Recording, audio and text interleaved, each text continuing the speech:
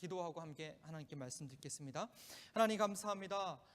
이 귀한 주일 하나님 우리의 분주한 삶을 내려놓고 우리 아버지 앞에 나올 수 있는 은혜를 허락하신 것 감사합니다. 참으로 나와 함께 하시고 또 한 주간 함께 하셨던 그 하나님의 관계를 다시 한번 깊이 돌아보는 이 시간 될 수 있도록 지금 도와주시기 원합니다.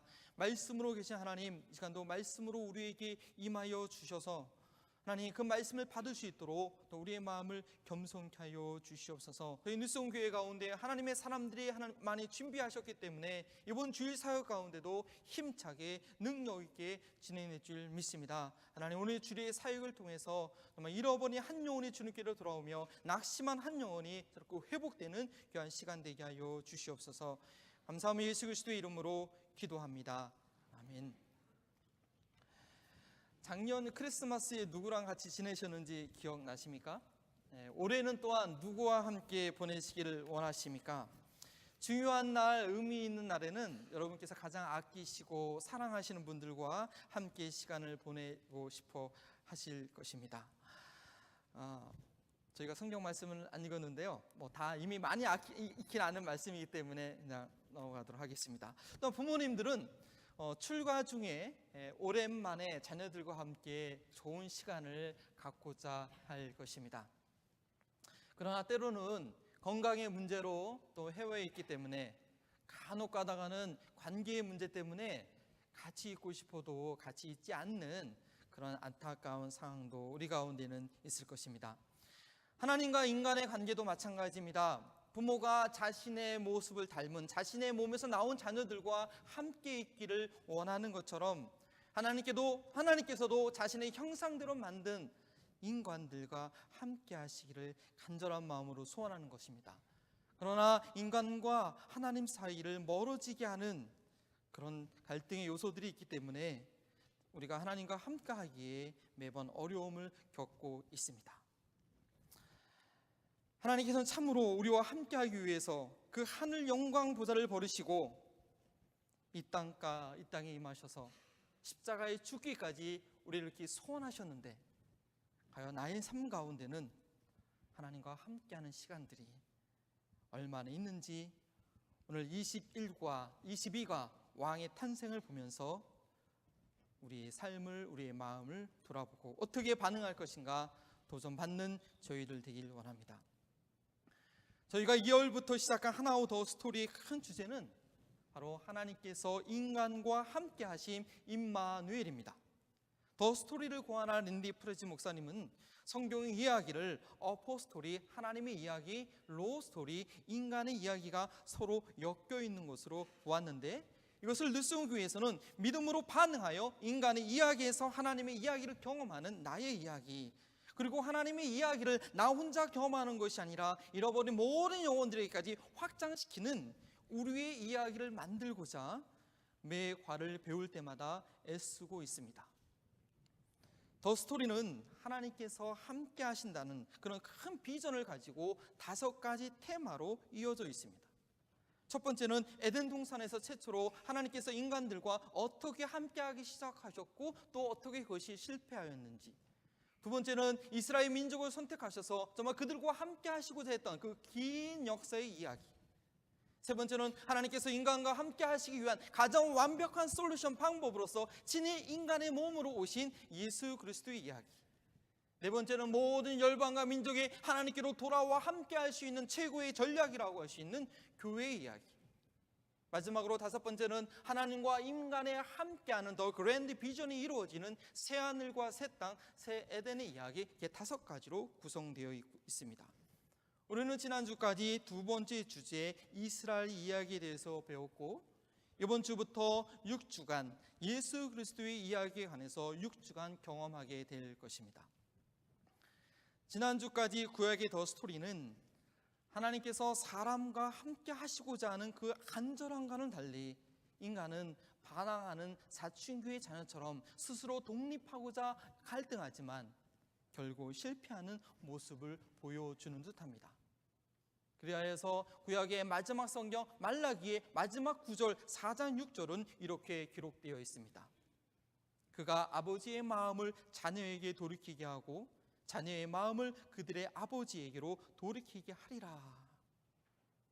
말라기 이후의 400년간의 침묵기는 하나님께서 더 이상 그 이야기를 써가고 있지 않은 것 같습니다. 그러나 하나님은 가장 극단적인 방법을 준비하고 계셨습니다. 아니, 처음부터 이 방법을 마음에 갖고 계셨지만 그것을 결단하기에는 쉽지 않은 상황이었고, 그러나 때가 참에 더 이상 미루지 않고 그 침묵을 깨고 인간과 함께하기 위한 최후의 결단을 내렸습니다. 구약 시대 동안에 시도했지만 가능하지 않았던 인간을 하나님의 스스로 이끌어 올리시기보다는 이제는 하나님께서 과감하게 인간의 스스로 내려오시는 그런 새로운 가능성의 시대를 열기 시작하셨습니다. 말씀이 육신이 되어 우리 가운데 거하심에. 그렇습니다. 그러나 하나님께서 지구상의 인간의 몸으로 오시기에는 사람들이 이해하기 힘든, 받아들이기 힘든 과정이 있었습니다. 하방사 하나님의 방법은 사람입니다. 하나님께서 그분의 일을 하시기 위해서 사람을 사용하시는데, 신이 인간이 된다는, 그런 인간들이 이해하지 못할 일을 이룰 만한 그런 사람을 찾기가 쉽지는 않았을 것입니다. 하나님과 사람 사이를 이간질했던 뱀 사단의 세력을 깨트리는 것은 남자의 후손이 아니라 여자의 후손이라고 했습니다. 범죄한 아담과 하와 이후에 모든 인류에게 흐르는 죄의 영향력을 받지 않기 위해서는 다른 과정을 통해서 육체의 몸으로 태어나야 했습니다. 남자와 여자의 유전자 조합에 의한 것이 아니라 오늘날 과학으로는 설명이 되지 않는 그런 과정을 통해서 하나님은 인간의 몸으로 오셔야 했습니다. 바로 처녀 잉태라는 것입니다. 아버지와 어머니가 계시지만 어머니에 의해서만 출산하는 것입니다. 그렇다고 단세포 생물처럼 무성생식하는 것이 아니라 성령의 능력으로 잉태가 되어서 9개월간의 기간을 거쳐 이 땅에 육체로 태어나는 것입니다. 이러한 신비한 탄생을 위해서 그러나 두 사람의 희생이 필요했습니다. 한 사람, 그 사람은 자신이 관계하지 않고 낳은 아들을 자신의 아들로 양육해야 될 아버지, 단순히 이방의 문제가 아니라 이제 몇 달 후면 자기와 결혼할 여자가 자신과 상관없이 임신해서 태어난 아기를 키워야 하는 것을 받아들일 수 있는 청년이 필요했습니다. 또 한 사람, 결혼하기 전에 남자를 알지 못한 채 임신된 사실을 받아들여야 하는 처녀, 그것으로 인해 죽을 수 있다는 것을 감수할 수 있는 여인이 필요했습니다. 성육신은 하나님께서 인간과 함께 하시기 위한 최고의 방법이었는지는 모르겠지만 그것을 실현하기 위해서는 최대의 스캔들, 최고의 위험이 따르는 선택이었습니다. 오늘 성경에 나오는 요셉과 같은 청년이 없었다면 예수님은 혼의 출생아로 성장해야 하거나, 아니 마리아와 함께 태 속에서 죽음을 면치 못했을 것입니다. 오늘 성경에 나오는 마리아와 같은 처녀가 없었다면 예수님은 인간의 몸을 입을 그 길을 얻지 못했을 것입니다.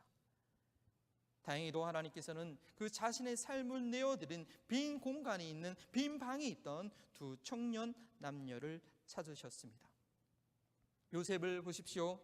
그는 명문가의 아들이었습니다. 그의 10대조 할아버지는 바벨론 포로 회복 시 성전 재건을 감당했던 수룹바벨이었습니다. 그 윗대에 올라가면 남유다의 왕들이 있었고 다윗과 아브라함의 자손이었습니다.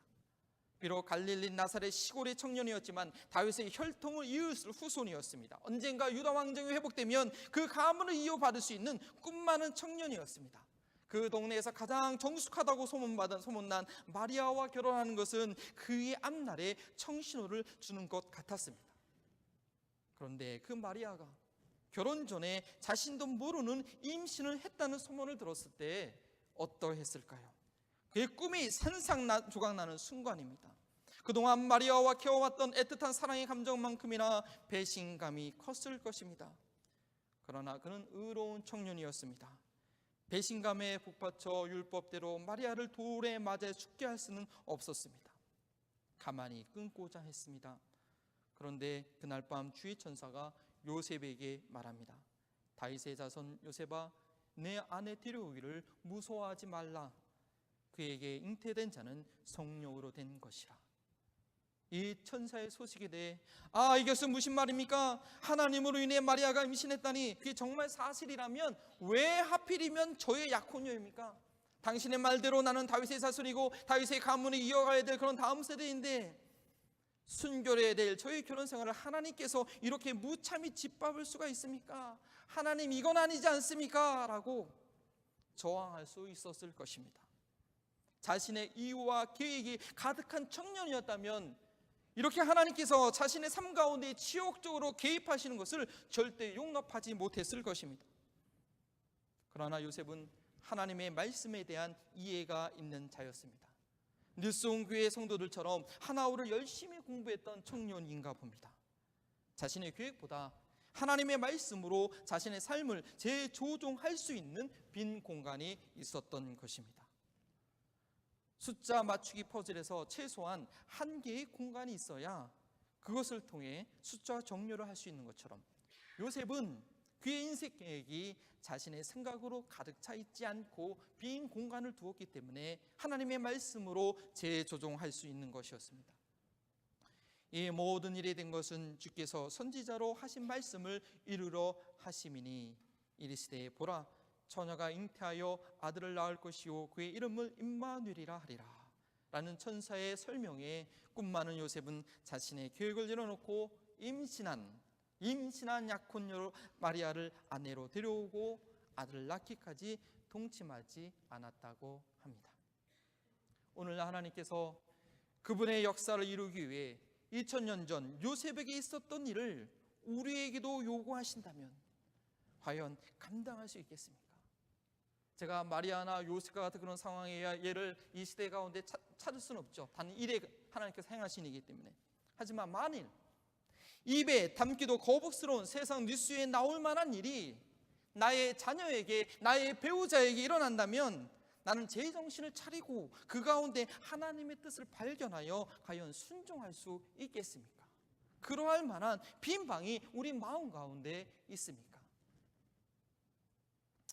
임마누엘, 하나님이 인간과 함께 하시는 이야기가 이루어져 가기 위해서 요셉이 감당했던 상황보다 처녀 마리아의 상황은 더 심각한 것이었습니다. 자신의 생명을 내놓아야 했기 때문입니다. 보라 내가 잉태하여 아들을 낳으리니 그 이름을 예수라 하라. 아기를 갖고 싶지만 오랫동안 갖지 못한 여인들에게 이것은 참 기쁜 소식입니다. 그러나 누가복음 1장 27절을 보십시오. 다윗의 자손 요셉이라 하는 사람과 약혼한 처녀에게 이르니 그 처녀의 이름은 마리아라. 마리아는 처녀였습니다. 더구나 요셉과 약혼한 사이였습니다. 이러한 상황에서 마리아가 할 수 있는 말은 34절에 마리아가 천사에게 말하되 나는 남자를 알지 못하니 이 일이 어찌 있으리까? 그렇게 되면 안 된다고 말은 못하고 그저 자기의 순결함을 지킨 자였다는 그런 변명이었습니다. 왜냐하면 율법에는 이렇게 규정되어 있습니다. 신명기 22장에 보면 그 처녀에게 처녀의 표적이 없거든 그 처녀를 그 아버지 집에서 끌어내어 그 성읍 사람들이 그를 돌로 쳐 죽일지니 처녀인 여자가 남자와 약혼한 후에 어떤 남자가 그를 성읍 중에서 만나 동침하면 너희는 그들 둘 다 성읍 문으로 끌어내고 그들을 돌로 쳐 죽일 것이니 극단주의 무슬림들은 이런 모세율법에 근거해서 아직도 명예살인이라는 것을 행하고 있지요. 결혼 전에 임신한 것이 자신에게 나타난다면 돌에 맞아 죽게 될 것이라는 것을 직감하고 한 말이었습니다. 그러나 여러분 다 아시듯이 요셉의 약혼녀답게 마리아도 자신의 삶을 내어드립니다. 천사는 계속 설명합니다. 그래 내가 남자를 알지 못했지만 내 안에 생긴 아기는 성령의 능력으로 잉태되는 것이다. 그래서 그는 내 아들이 아니라 하나님의 아들이라 일컬어지게 될 것이다. 하나님의 모든 말씀은 능치 못하심이 없느니라. 이에 대한 마리아의 반응은 무엇이었습니까? 다 함께 한번 읽어보시겠습니다. 주의 여종이니 말씀대로 내게 이루어지이다. 이것이 쉬운 고백이었을까요? 우리의 인생을 돌아보건대 위의 순간마다 이러한 고백으로 모든 상황들을 하나님께 맡기고 받아들이셨었습니까? 어떻게 마리아는 그렇게 할 수 있었을까요? 요셉처럼 자신의 인생 계획 가운데 중요한 한 부분을 뒤로하고 빈 공간을 만들어서 하나님께서 개입하시도록 하는 정도가 아니라 생명을 내놓는 부정한 여인이라는 불명예를 안고 돌로 맞아 죽을 수 있는 상황을 받아들일 수 있는 그 결단은 어디서 나온 것입니까? 주의 여종이니 주의 여종이니 종에게는 권리가 없습니다. 마리아의 겸손한 신앙입니다. 하나님의 원대한 계획 앞에 자기의 인생은 아무것도 아닌 것을 인정하였습니다. 조건부 신앙이 아닌 절대 신앙입니다. 마리아는 자신의 생명을 부지하기 위해서 그의 삶 가운데 들어오시는 하나님을 거부하지 않았습니다. 사명의 신앙입니다.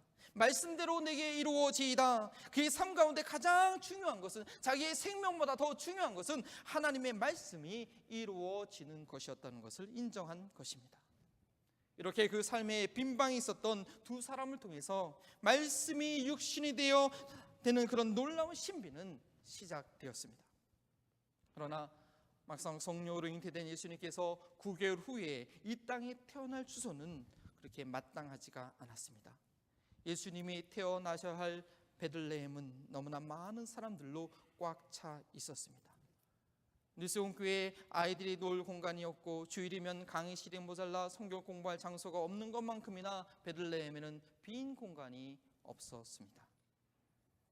오늘 설교 제목 빈방 있습니까? 이것은 크리스마스가 되면 자주 공연되는 아주 유명한 선곡입니다. 아마 예전에 보신 분들도 계실 것입니다. 이 연극은 예수님께서 태어나실 때에 머물 방 한 칸이 없는 상황에서 발생하는 에피소드입니다. 누가복음 2장 7절에는 이런 내용이 한 구절이 있습니다. 첫 아들을 낳아 강보로에 싸서 그 위에 누웠으니 이는 여관에 있을 곳이 없음이로라.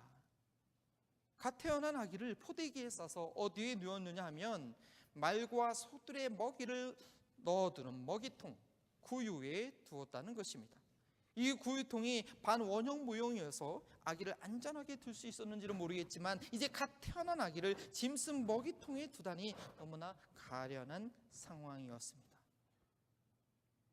왜 그랬냐고요? 말씀 그대로 여관에 둘 곳이 없었기 때문입니다. 로마 황제 가이사 아구도스가 명을 내려서 모든 사람들이 고향으로 돌아가 호적을 해야 했기 때문에 온 거리마다 타지에서 온 손님들이 베들레헴은 가득했습니다. 요셉은 이리저리 마리아가 머물 방을 찾아보았지만 빈 방이 없다고 합니다. 만삭이 된 마리아를 끌고 먼 길을 왔기 때문에 너무나 늦게 도착한 것 같습니다. 가는 곳마다 반방이 있습니까? 빈방이 있습니까? 돈을 더 준다고 해도, 만삭된 아내를 보이면서 사정을 해도 베들레헴 사람들은 너무나 매정하게 여관집 주인마다 빈방이 없다고 합니다. 마리아의 비명소리는 더 아프고 힘들게 들립니다. 원래 첫째 아이는 좀 예정일보다 늦게 나온다고 하더니 하나님의 아들이어서 그런지 때가 참에 바로 나올 태세입니다.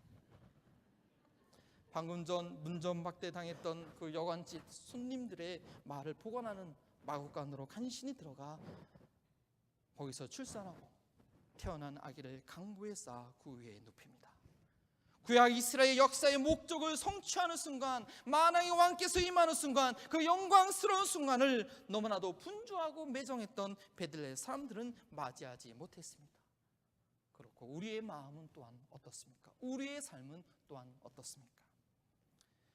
빈방 있습니까? 라는 연극은 이러한 베들레헴의 분주한 상황을 배경으로 예수님께서 마구간에 태어나 그 구유에 누울 수밖에 없었던 것을 표현해야 하는 어느 교회의 유수 학생들의 그런 성탄절 연극이었습니다. 요셉은 학생들 중에서 제일 잘 나가는 우리 학생회장이 맡았고, 마리아는 여자들 중에서 킹카라고 할 수 있는 아이가 맡았고, 그리고 로마 병정 각각 벽을 맡았는데, 빈방이 없다고 말해야 되는 여관 주인을 맡을 사람이, 학생이 적당하지가 않았습니다. 뭐 한마디 대사밖에 하지 않고 예수님 못 모신다고 말할 그런 역할을 모두가 꺼려 했습니다. 그런데 대안이 한 명 있었습니다. 좀 이해력이 떨어지는, 또 말을 더듬는 이 덕구라는 애가 있었습니다. 빈방 없습니다. 한마디만 하면 되니까 그냥 얘한테 맡기자 하고 연극은 시작됐습니다. 숨가쁘게 진행됩니다. 베들레헴에 도착한 요셉과 마리아가 여기저기 머물 곳을 찾다가 드디어 한 여관에 이르럽니다. 이제 여관 주인 덕구가 빈방 없습니다 한마디 대사만 하고 나면 마구간에 가서 예수님을 출산하면 아주 극적인 연극이 됩니다. 그런데 이게 웬일입니까? 덕구의 대사가 늦어집니다. 원래 말을 더듬으니까 그런 줄 알았습니다. 그런데 갑자기 소리를 칩니다. 제가 좀 이렇게 흉내를 낼까요? 아직 연극 보신 분들은 예수님, 저희 집에 빈방 있어요. 아니, 저희 집으로 가세요. 아이고, 어떻게 마구간에서 태어나요? 안 돼요. 저희 집으로 가세요 하고 마리아를 끌어당기는 것입니다. 그 순간 연극은 엉망이 되고 막을 내리게 됩니다. 그러나 덕구의 그 순수한 마음을 통해 과연 나는 예수님을 맞이할 방이 있는가, 빈방이 있는가를 생각하게 하는 그런 선극입니다. 기회가 되시면 꼭 보시기 바랍니다. 빈방이 있습니까? 과연 하나님께서 나의 삶 가운데 함께 하실 만한 빈방이 있습니까? 덕구는 비록 연극이었지만 예수님을 마구간에서 태어나게 하실 수가 없었습니다. 자기 집에 빈방이 있는데 그렇게 할 수 없다는 것입니다. 덕구가 분별력이 없고 우둔한 것이었을까요? 지적으로는 그렇다고 볼 수 있겠지만 그의 심령은 그런 것이 아니었습니다. 가난한 그의 영혼에 예수님께서 이미 깊이 자리 잡고 있었기 때문에 그의 마음 가운데서 터져나온 고백이었다는 것입니다. 우리가 예수님을 교리적으로 이해하고 지적으로 동의하는 것과 가난한 심령으로 삶을 배우고 그분을 내 삶에 모시고 사는 것이 비슷한 시작인 것 같지만 말씀학 모습은 확연히 다르게 나타납니다. 예수님께서 태어날 당시에도 그리했습니다. 당시 유대의 본무왕 헤롯에 대해서 잘 아실 것입니다. 유대 왕으로 태어나신 예수님을 경배하기 위해서 멀리 동방에서 찾아온 박사들에게 무엇이라고 말합니까? 자기도 그 왕에게 경배하기 원하니 그 아기가 태어난 곳을 자신에게 알려달라고 했습니다. 그는 경배라는 말을 사용합니다. 태어난 아기를 유대의 왕으로 인정하는 듯한 말입니다. 그러나 무엇이었습니까? 동방 박사들이 아기가 태어난 곳을 가르쳐주지 않고 떠나자 헤롯은 베들레헴과 그 모든 지경에 2살 아래로 된 모든 어린 아기를 죽이는, 살해하는 끔찍한 일을 합니다. 헤롯이 누군지 아십니까? 유다 지파가 아님에도 불구하고 정치적 수완으로 로마로부터 유다의 본봉왕 자리를 얻은 사람입니다. 그리고 자신의 왕권을 견고하기 위해서 자신의 세 아들과 아내까지 모반 혐의로 살해한 그런 인물이었습니다. 그러한 자가 유대인의 왕의 이야기를 들었을 때 능숙한 그 표정 하나 바뀌지 않은 얼굴로 자기 속마음을 갖추고 거짓된 고백을 한 것입니다. 온갖 방법으로 유대의 왕권을 유지해야 했던 헤롯은 유대의 왕일 뿐 아니라 만왕의 왕으로 태어나신 예수 그리스도를 맞이할 만한 그 빈망이 마음에 없었던 것입니다. 경배하기 위함이라 말했지만 실상은 살인하기 위함이었습니다. 그런데 이것은 비단 헤롯만의 모습일까요? 하나님을 예배하는 이 시간 나의 인생의 목적이 무엇인지 자세히 살펴본다면 나의 마음 가운데도 헤롯과 같은 것이 도사리고 있음을 볼 수도 있다는 것입니다. 하나님을 섬긴다고 하지만 내 인생의 목적과 만족이 항상 먼저였기 때문에 실상은 예수님을 모실 만한 그 빈방이 내 마음에 없는 상태입니다. 요새처럼 마리아처럼 그리고 우둔했던 덕구처럼 언제든지 가능한 빈방을 준비해 놓지 않으면 헤롯처럼 예수님을 경배한다고 하지만 결국에는 내 인생의 목적 때문에 예수 그리스도를 2번 죽이는 그런 삶으로 마감할 수도 있다는 것입니다. 빈방이 있으십니까? 하나님께서 이스라엘의 긴 역사 가운데 성육신하실 공간을 찾으시고 임하셨던 것처럼 우리의 인생 가운데 그분이 찾아오실 때가 있습니다. 아니, 인생의 여정 가운데 반드시 한 번은 나의 빈방을 그분께 드리는 사건이 있어야 됩니다. 저도 하나님의 놀라운 은혜로 사춘기 시절을 지내면서 내가 원숭이의 후손일 수는 없기 때문에 하나님은 믿어졌지만 예수가 나의 죄 때문에 죽었다, 예수가 하나님이다, 저한테는 전혀 비현실적인 이야기였습니다. 사춘기를 지내오면서 나의 완벽주의 가운데 인생이 무엇인가, 사춘기에 어쩔 수 없는 그런 충동 가운데 내가 죄인임을 인정하면서 내 마음 가운데 빈 방이 생겼던 그런 나를 기억합니다. 그러나 한번 예수님께 나의 빈방을 드리는 것으로 끝나는 것이 아닙니다. 예수님께서는 여전히 내 안에 들어오셔서 차지할 방이 아직 많이 남아있는 것입니다. 그렇지 않으면 여전히 내 마음속에 헤롯과 같은 욕심이 꿈틀댈 수 있습니다. 예수님을 경배한다고 믿는다고 그 입술로는 고백하지만 어느덧 내 마음에서 예수님은 안방에서 저 뒷방으로 몰아내고 이렇게 설교할 때만, 이렇게 예배 드릴 때만, 사역할 때만 잠깐 다시 안방이라 모셔드리는 그런 분반 생활이 언제부터 시작됐는지 모르는 것입니다. 하나님은 계속해서 나의 삶 가운데 개입하길 원하십니다. 인생의 중요한 결정 순간을 할 때마다 찾아오십니다. 제발 안 오셨으면 좋겠는데 그 중요한 순간마다 찾아오십니다. 그리고 빈방을 요구하십니다. 저도 예수 그리스도를 영접한 이후에 27년간의 시간을 보내면서 4번 정도 저희 삶의 시간표를 바꿀 만한 그런 하나님의 개입하심이 있었습니다. 뭐 그렇다고 요셉이나 마리아와 같은 상황은 다행히 아니었습니다. 그러나 그러한 간섭하심은 정말 예수 그리스도께서 진정 내 삶의 가장 중요한 분으로 자리 잡고 있는가 확인하는 시간이 되었습니다. 2번은 하나님의 은혜로 하나님께서 원하실 때 나의 빈방을 드릴 수 있어서 오늘의 제가 있도록 하나님께서 저희 삶을 역동적으로 이끌어 가셨습니다. 티벳 사람들이 위한 10개월의 단기 선교나 군에서 153명을 전도할 수 있었던 것은 하나님께 나의 빈방을 드렸을 때 하신 하나님의 일이었습니다. 그러나 다른 한 번은 구약의 긴 역사만큼이나 저희 삶 가운데 하나님께서 직접 빈방을 만들어셔서 들어오셨던 일인데 고생할 건 다 하고 결국 나중에 순종했던 그런 일, 제가 신학교에 들어가기까지 과정이었죠. 마지막 한 번은 하나님께서 원하실 그때에 제 방을 드리지 못해서 지금도 후회하고 있는, 하나님께서 계획한 것을 다 누리지 못하는 안타까울 뿐 아니라 저희 잘못된 결정으로 인해서 하나님 나라의 손실이 간 것에 대한 그런 아직도 죄송한 마음이 있는 결정이 있었습니다. 하나님께서 원하실 때까지 사역을 끝까지 섬기지 못한 그런 일이 있었죠. 내가 이해하지 못할 결정, 그런 상황 가운데서 이것이 하나님의 개입하심인지를, 하나님께서 나의 빈방을 드리는 상황인지를 겸손히 여쭈어 봐야 하는 것입니다. 하나오는 누수교회가 하나님께 빈방을 드린 사역이었습니다. 처음에는 이렇게 많은 분들이 참석하시라고 생각 못했습니다. 말씀만 공부한다면 지루해야 하지 않을까 생각했었습니다. 전 교회 모든 부서 온 교회가 하나가 되는 사역이 될지는 몰랐습니다. 처음에 등록자를 받을 때 제가 혼자 기도 마라톤 이후에 체육관에서 쓸쓸하게 받는 모습이 안 됐다고 그냥 이름만 올린 분도 계셨습니다. 그러나 하나님께서는 분주한 이민 생활 가운데 그 많은 분량의 하나님의 말씀을 배우겠다고, 가르치겠다고 도전한 늘성교회 가운데 성령의 기름을 부어주셔서 사람들의 마음을 움직여주셨고, 많은 분량의 교재와 영상을 번역하고 편집하고 준비할 수 있는 일꾼들을 세워주셨습니다. 또한 여러 인도자분들을 세워주셔서 말씀을 배우겠다고 몰려오신 많은 분들을 가르치게 하셨습니다. 지금은 여러 미주 한인교회에서 자료를 요청해 갖고 한국의 몇몇 교회들도 관심을 보이고 있습니다. 빈방이 있으십니까? 크리스마스가 되면 자녀들과 함께 할 것을 기대하시는 부모님들, 오랜만에 부모님들을 찾아뵙고자 하는 자녀분들이 많이 계실 것입니다.